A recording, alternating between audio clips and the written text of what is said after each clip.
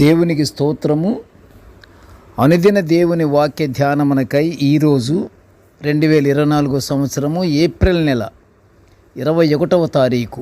ఈరోజు ధ్యాన వాక్యము పరిశుద్ధ గ్రంథము నుండి యెషయా గ్రంథము 26వ అధ్యాయము 3వ వచనాన్ని మనం ధ్యానించుకుందాము. ధ్యాన వాక్యము: ఎవని మనస్సు నీ మీద ఆనుకొనునో వానిని నీవు పూర్ణ శాంతి గలవానిగా కాపాడుదువు. ప్రియ దేవుని బిడ్డలారా, ఈ దివ్యమైనటువంటి వాక్యము ఈరోజు మనము ధ్యానించుకుంటున్నాము. ఈరోజు ధ్యాన వాక్యము: మనుషులు పూర్ణశాంతి గలవారుగా ఉండాలంటే మనుషుల మనస్సు దేవుని యందే లగ్నమై ఉండుట గురించి మనము ధ్యానించుకుంటున్నాము.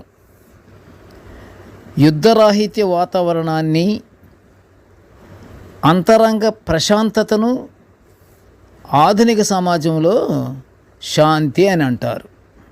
అయితే పరిశుద్ధ గ్రంథములో శాంతి అనే పదానికి సంపూర్ణ క్షేమాభివృద్ధి లేక పూర్ణ శాంతి అని అర్థం. శాంతి అంటే అంత గొప్ప మీనింగ్ కలిగినటువంటి గొప్ప మనకు దేవుడు అనుగ్రహించే వరం అది శాంతి అనేది. అట్టి శాంతిని మనము పొందుకోవాలంటే ఏం చేయాలి? మనము దేవుని వైపే తిరిగి ఉండాలి. ఆయన యందే మనసు మనం లగ్నమై ఉండాలి. ఈ విధమైన శాంతి కలిగిన వారు ఒకరినొకరు అభినందించుకుంటూ ఆరోగ్యము, విజయము, సమృద్ధిగా కలగాలని కోరుకుంటూ ఉంటారని అర్థం.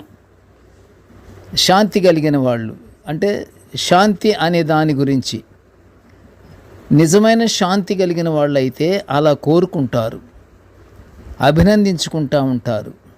ఇప్పుడు లేటెస్ట్గా ఈ టెక్నాలజీ యుగంలో మెసేజ్లు పెట్టుకుంటారు ఉదయాన్నే. అవే ఇవి అభినందించుటకు, ఆరోగ్యము, విజయము, సమృద్ధిగా ఉండాలని కోరుకుంటూ ఆ మెసేజ్లు పెట్టుకుంటూ ఉంటుంటారు. శాంతి కాముకులే దేవుని పిల్లలని కూడా పరిశుద్ధ గ్రంథములో మత్తయి సువార్త 5వ అధ్యాయము 9లో వ్రాయబడి ఉన్నది.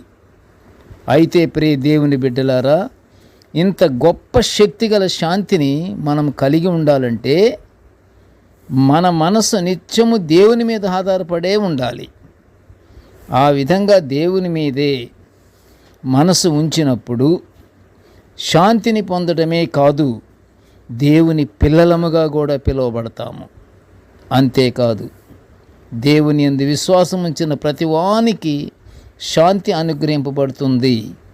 దానిలోనే భాగంగానే ప్రజలకు సమాధానము కూడా లభిస్తుంది. దేవునికి ప్రజలకు మధ్య సమాధానాన్ని పునరుద్ధరించడానికే దేవుడు యేసుక్రీస్తు ప్రభువు వారిని పంపిన విషయం మనందరికీ తెలుసు కదా. ఈ సమాధానం క్షమాపణ ద్వారా లభించే సమాధానం అంత సులభంగా రాదు. క్షమాపణ ద్వారా క్షమాగుణము కలిగి ఉండాలి. ప్రతి మనిషి క్షమాగుణము కలిగి ఉండాలి, వినయ మనస్సు కలిగి ఉండాలి. అవి లేకుండా దేవుని దగ్గర నుంచి సమాధానం మనకు దొరకదు.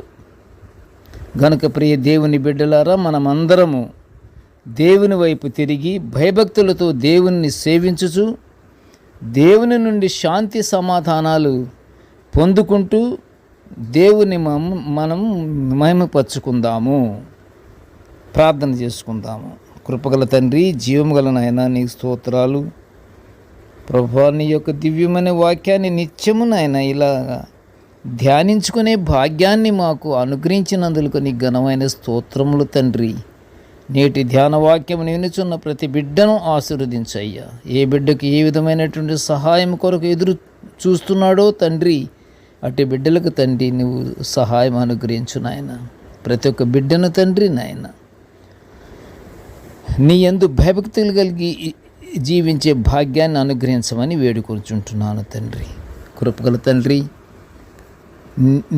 నీ దగ్గర నుండి తండ్రి మేము శాంతిని, సమాధానాన్ని మేము పొందుకోవాలంటే నీ మీద మా మనసు ఆనుకునేటట్లుగా తండ్రి, మా మనసులో నీవు స్వాధీనములు ఉంచుకొని తండ్రి మాకు అట్టి భాగ్యాన్ని అనుగ్రహించి మమ్మల్ని దీవించమని ఈ మనవులన్నీ యేసయ్య పుణ్యనామమున వినయముగా వేడుకొంచుంటున్నాము తండ్రి.